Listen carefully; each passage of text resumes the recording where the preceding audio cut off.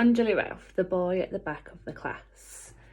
We've just discovered that the narrator has got an idea as they were discussing writing to the High Judge. And now we're on chapter 15 and it's called The Greatest Idea in the World. Let's see if any of your predictions were correct. That Thursday night, while Mum was at work, instead of doing my homework, I took my Tintin pencil case and my exercise book and went and sat down by the window in the kitchen. I wanted to come up with a plan just like Tom and Josie and Michael had done, and thought that if I sat there, maybe my brain would come up with something exciting all on its own.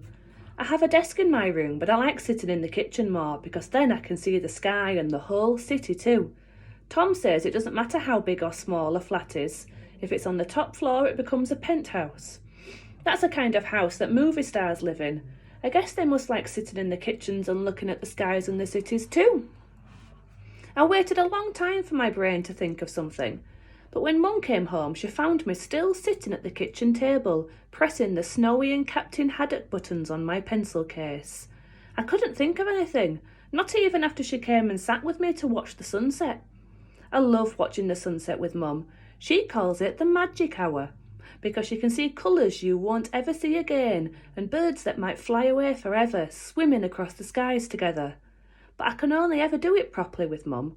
I've tried to watch the sunset on my own and feel just as happy, but I can't seem to do it at all. It doesn't work. I really like watching the skies, watching the clouds go by, watching the sun setting. Do you like watching the skies?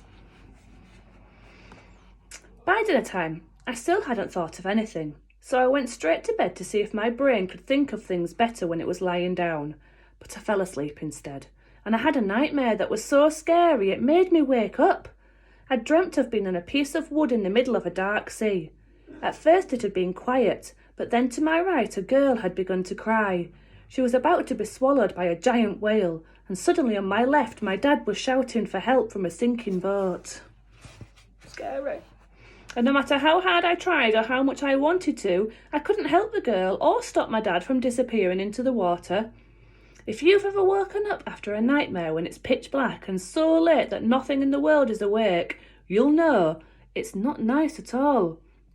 When I woke up, I couldn't hear anything or see anything, so for a moment I wasn't sure if I was awake or still in my nightmare. But then I heard one of the mice squeaking in the kitchen and I knew I was awake. That's a good thing about animals. They always let you know they're around, especially when they're hungry. And if they're around, then you know you're real and the world around you is real too. I was feeling hot and damp, so I got up and pulled back the covers to make sure I hadn't wet the bed. Luckily, I hadn't. I hate wetting the bed.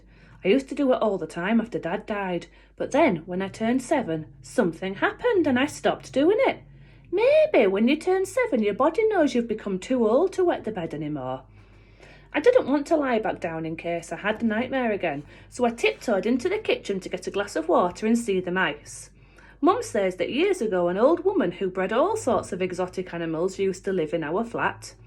That could be why we found a small nest of bright yellow snakes in our kitchen wall last summer, or why we have 2 mice living with us. But I don't mind. I like mice because, well, they make good friends. For just a tiny piece of food, they can become your friends for life. They disappear if they don't like you, so you always know if they're going to be your friends right from the start. And it's always good to know from the start because it saves you wasting time and your best cheese. After I got a drink of water, I went back to my room, but I was still too scared to go back to sleep, so I sat on the floor and got one of my favourite Tintin comics out from underneath my bed.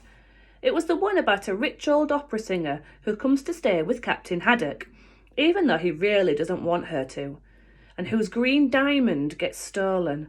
I couldn't really concentrate on the story because all I could think about was Amit and his sister Syra being in the sea.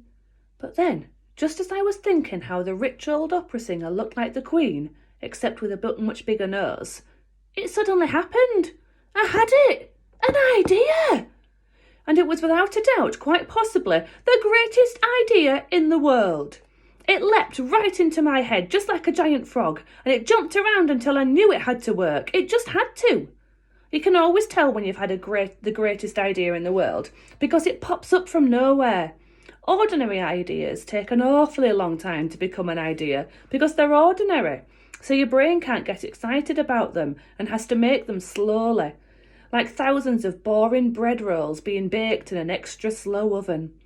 But when an idea is truly great, it doesn't take any time at all. It just suddenly appears and makes your eyes go wide and your brain feel as if you're being pushed out of bed. Jumping to my feet, I got out my exercise book and drew out my plan. This is what the greatest idea in the world looked like. And here we have a drawing by the narrator. Looks interesting. Says the greatest idea in the world is a letter to the Queen, a special policeman, Amit's mum and dad, a police car, the gates being open, and then a gift.